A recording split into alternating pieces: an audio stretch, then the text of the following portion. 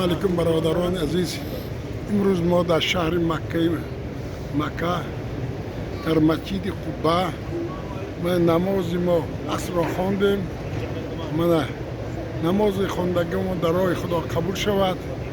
خداوند که مددگار بندگان شود.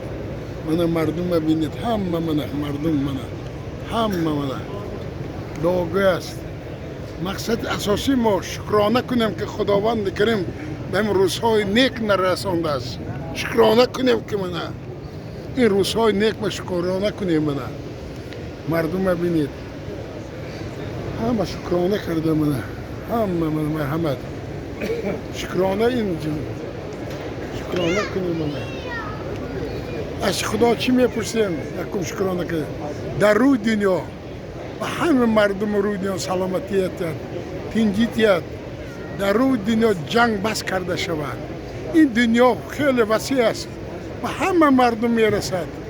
برای از همین از خدا میپرسن که به مردم و انسانیت قدر قیمت این را قدردانی کردن انصاف تیاد ایمان تیاد. ای خداوند کریم، خلق تاجیک ازبک سربلند بود، همیشه سربلند باشد. خداوند کریم هیچ خلق تاجیک ازبک به یگان کس محتاج نشود. ای خداوند کریم، این حج‌های ما کرده، دعای ما کرده در راه خدا قبول شود.